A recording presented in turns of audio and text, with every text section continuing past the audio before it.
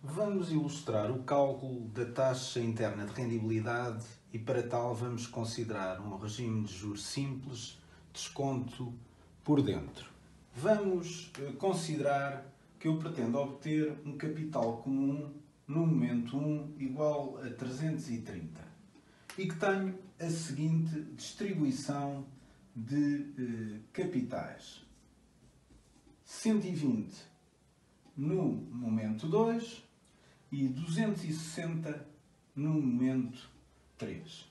E, portanto, o que eu pretendo saber, sabendo qual é o capital comum, sabendo que a data em que eu quero que esse capital comum ocorra é 1, o que me falta saber, obviamente, é a taxa de juro que permite que 120 daqui a 2 anos, mais 260 daqui a 3 anos, sejam exatamente equivalentes a 330 euros daqui a 1 ano. Do ponto de vista conceptual, o exercício consiste na prática em atualizar um capital comum em zero para um dado momento do tempo t a uma taxa de juro i. Como nós sabemos, em regime de juros simples, eu tenho sempre que atualizar os valores dos diferentes capitais para o momento zero para depois poder capitalizá-lo para o momento 1.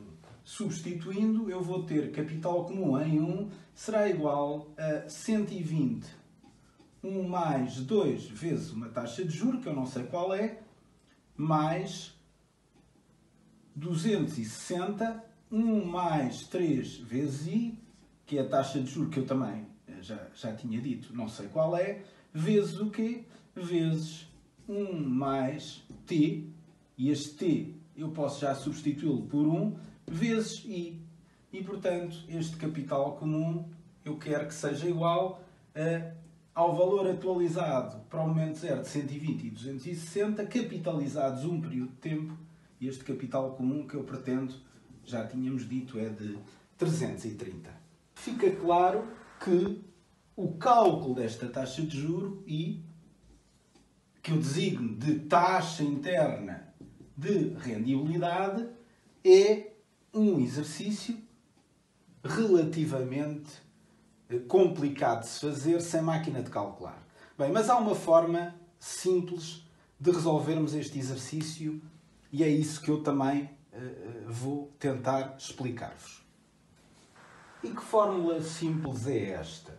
Bem, na realidade, trata-se da interpolação linear. É um método por tentativas que nos procura, através da utilização de uma equação linear, obter, neste caso, a taxa de juro que permite que o capital comum seja igual a 330.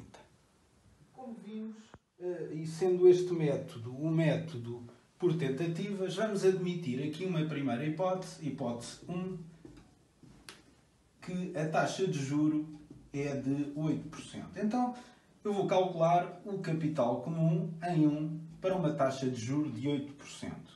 Já vimos há pouco, eu tinha 120 euros no momento 2, que eu agora vou atualizar a 8%, mais 260 no momento 3, que eu agora vou atualizar também a 8%. Obtenho assim o capital comum no momento 0 e depois projeto em um período este capital comum para o momento 1. Fazendo aqui rapidamente as contas, se fizerem estas contas, eu vou ter, em primeiro lugar, aqui um capital de 103,45 mais um capital de 209,68, isto tudo capitalizado um período de tempo, o que vai dar um capital comum de 338,18. Portanto, primeira grande conclusão é que, associado a esta taxa de juros de 8%, eu tenho um capital comum igual a 338,18. Como podem reparar, este capital comum de 338,18, que é superior a 330 é obtido com uma taxa de juros de 8%. Portanto, o que eu tenho agora que fazer é tentar encontrar uma taxa de juro mais alta que permita obter agora um capital comum inferior a 330 euros, de forma a poder, utilizando este novo capital e o capital comum em 1 que eu obtive com 8%, através da interpolação linear, obter esta taxa de juro. E vamos, por hipótese, considerar então, uma hipótese 2, um capital comum com uma taxa de juro de 15%. Eu preciso então de saber o capital comum em 1, considerando uma taxa de juro de 15%. O valor que agora obtemos com uma taxa de juro de 15% será então um valor inferior a 330, o que nos permite, com este valor obtido através de uma taxa de juros de 15% e com o outro valor obtido através de uma taxa de juros de 8%, obter aquilo que é a taxa de juro correspondente aos 330. Portanto, na prática, eu tenho neste momento condições para passar à terceira fase da resolução do meu problema. Na prática, em que é que consiste esta terceira fase? Esta terceira fase não se trata mais do que recorrer àquilo que são os nossos conhecimentos sobre equações lineares e sobre o declive de uma reta. Vamos representar graficamente o problema desta forma. Eu vou ter um capital comum e aqui na abscissa uma taxa de juro. Eu sei neste momento que com uma taxa de juro de 8% eu vou ter um capital comum de 338,18. Sei ainda que com uma taxa de juros de 15% obtenho um capital comum de 312,35 e, obviamente, que entre estes dois pontos eu posso traçar uma reta e, para já sei um ponto dessa reta, que é exatamente os 330, e o que é que eu preciso de saber? O que eu preciso de saber é a taxa de juro que permite que este capital comum seja igual a 330. Portanto, é este ponto C que eu procuro. Obviamente que isto é uma aproximação, porque estamos a tratar um problema que é não linear através de uma abordagem linear, mas dá-nos uma boa aproximação. Então, o que é que eu tenho agora que fazer?